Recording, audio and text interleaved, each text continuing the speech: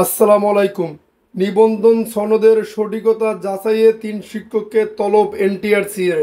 বিস্তারিত জানতে সম্পূর্ণ ভিডিওটি মনোযোগ সহকারে দেখুন। বেসরকারি শিক্ষক নিবন্ধন ও প্রত্যয়ন কর্তৃপক্ষের এনটিআরসি নিবন্ধন সনদের সঠিকতা যাচাইয়ের জন্য ৩ জন প্রার্থীকে শুনানিতে অংশগ্রহণের জন্য ডেকেছে সংস্থাটি। আগামী মঙ্গলবার ১২ই আগস্ট এনটিআরসির কার্যালয়ে প্রয়োজনীয় কাগজপত্র সহ তাদের উপস্থিত থাকতে বলা হয়েছে। সম্প্রতি এনটিআরসির সহকারী পরিচালক পরীক্ষা মূল্যায়ন ও প্রত্যয়ন 2 মোহাম্মদ সাইফুল ইসলাম স্বাক্ষরিত এক বিজ্ঞপ্তিতে এ তথ্য জানানো হয়। সনদের সঠিকতা যাচাইয়ের জন্য ঢাকা ৩ শিক্ষক হলেন মোহাম্মদ ফেরদৌস আলম প্রভাষক রাষ্ট্রবিজ্ঞান, মোহাম্মদ আব্দুর রহমান প্রভাষক উদ্ভিদ বিজ্ঞান এবং মোস্তফা ওমর ফারুক শরীফ প্রভাষক গণিত।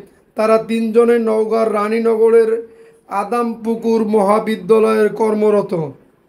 এনটিআরসি জানিয়েছে, বর্ণিত শিক্ষকগণের প্রত্যয়নপত্রের সঠিকতা যাচাইয়ের জন্য তাকে এবং তার প্রতিষ্ঠানে কর্মরত উক্ত শিক্ষকগণের নিম্নে উল্লিখিত কাগজপত্রাদির মূল শিক্ষক নিবন্ধন পরীক্ষার মূল প্রত্যয়নপত্র, শিক্ষক নিবন্ধন পরীক্ষার মূল প্রবেশপত্র এবং জাতীয় পরিচয়পত্র সহ এনটিআরসির কার্যালয়ে উপস্থিত হতে বলা হয়েছে। যদি আপনাদের নিউজটি ভালো লেগে থাকে, এনটিআরসির সকল নিউজ পেতে চান সবার আগে, তাহলে অবশ্যই আমাদের চ্যানেলটি সাবস্ক্রাইব করে পাশে থাকা বেল বাটনটি অন করে রাখবেন পরবর্তী ভিডিওর জন্য।